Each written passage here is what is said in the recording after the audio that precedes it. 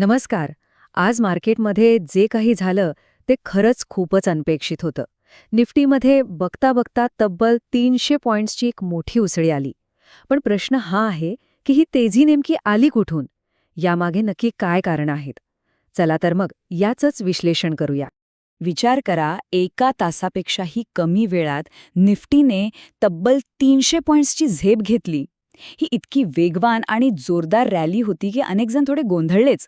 म्हणूनच या अनपेक्षित वाढीमागचं नेमकं कारण काय हे शोधून काढणं खूप महत्वाचं आहे. आणि हाच तो लाख मोलाचा प्रश्न आहे, नाही का? की बाजारात अचानक एवढी तेजी का आली? याचं उत्तर आपण आता शोधणार आहोत. यामागे एखादं एकच कारण होतं की अनेक वेगवेगळ्या गोष्टी एकाच वेळी जुळून आल्या होत्या? चला, एक एक करून सगळी कारणं तपासूया. तर या तेजीमागचं पहिलं आणि कदाचित सर्वात मोठं कारण होतं एक आंतरराष्ट्रीय बातमी. एका बातमीने अक्षरशः बाजाराचा संपूर्ण मूडच बदलून टाकला. आता बघा, ही बातमी बाजारात पसरताच काय झालं?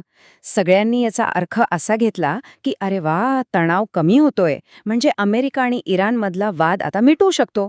ही शक्यता दिसल्याबरोबरच गुंतवणूकदारांमध्ये एकदम उत्साहाचं वातावरण तयार झालं आणि बाजारात खरेदीसाठी अक्षरशः झुंबड उडाली. पण कथेत एक मोठा ट्विस्ट होता. हे जे स्पष्टीकरण आहे ना, ते आलं मार्केट बंद झाल्यावर. याचा अर्थ काय की ज्या बातमीच्या जोरावर ही अख्खी रॅली झाली, ती बातमीच मुळात अपुऱ्या माहितीवर आधारलेली होती. मार्केटने तर प्रतिक्रिया दिली, पण खरं काय ते नंतर कळलं. अर्थात ह्या तेजीमागे फक्त ती आंतरराष्ट्रीय बातमीच नव्हती. आपल्या देशाच्या मध्यवर्ती बँकेने, म्हणजे आपल्या रिझर्व्ह बँक ऑफ इंडियाने सुद्धा बाजाराला आधार देण्यासाठी एक खूप महत्त्वाचं पाऊल उचललं.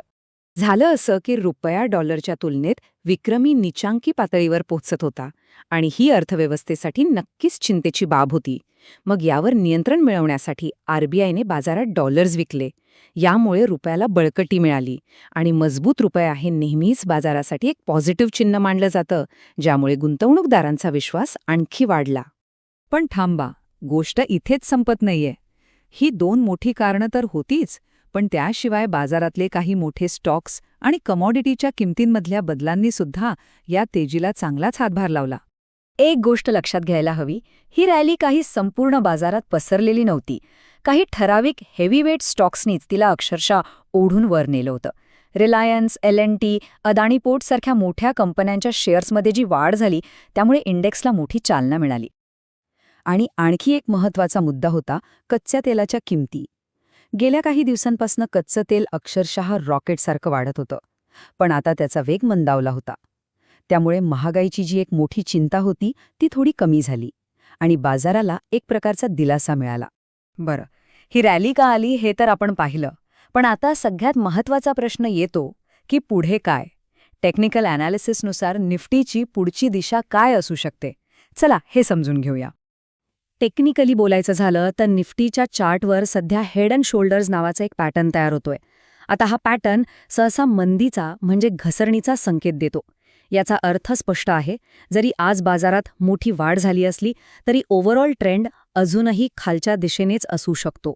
तर कळीचा मुद्दा असा आहे की 24,300 24,300 ही निफ्टीसाठी एक खूप महत्त्वाची सपोर्ट लेव्हल आहे. म्हणजे काय, तर बाजार ह्या लेव्हलच्या खाली सहजासहजीच जात नाहीये. आतापर्यंत आपण पाहिलंय की मार्केटने या लेव्हलचा मान राखलाय आणि तिथूनच तो पुन्हा वर उसळलाय. आणि दुसऱ्या बाजूला 25,200 हा एक महत्त्वाचा रेझिस्टन्स स्तर आहे. सोप्या भाषेत सांगायचं तर ही एक अशी पातळी आहे जिथे सध्याची तेजी जाऊन थांबू शकते. अनेक विश्लेषकांना वाटतंय की ही रॅली या लेव्हलला टच करून कदाचित पुन्हा खाली येऊ शकते. हे चित्र कसं आहे माहितीये? जसं एखादा मोठा डाव खेळण्यापूर्वी खेळाडू 2 पावलं मागे येतो ना, तसंच काहीसं. मोठ्या घसरणीच्या आधी बाजार कधीकधी थोडा वर जातो. ही रॅली कदाचित तसाच एक पुलबॅक असू शकते असं मानलं जातंय. तर मग या सगळ्या विश्लेषणातून सामान्य गुंतवणूकदारांनी काय शिकायला हवं? सध्याच्या या अनिश्चित बाजारात अत्यंत सावधगिरीने पावलं टाकण्याचा सल्ला दिला जातोय. त्यामुळे ह्या परिस्थितीत 3 सोप्या गोष्टी लक्षात ठेवणं खूप गरजेचं आहे. 1. सावध रहा. 2. गुंतवणूक करत असाल तर छोट्या छोट्या भागांमध्ये करा. आणि 3. जे सगळ्यात महत्त्वाचं आहे, आपल्या भावनांवर नियंत्रण ठेवा. मार्केट वर गेलं म्हणून खूप उरळून जाऊ नका आणि खाली आलं म्हणून घाबरू नका. आणि शेवटी हाच प्रश्न मागे उरतो. बाजारातली आजची ही तेजी ही खरोखरच एक नवी संधी आहे की मोठ्या घसरणी आधी लावलेला एक सापाळा?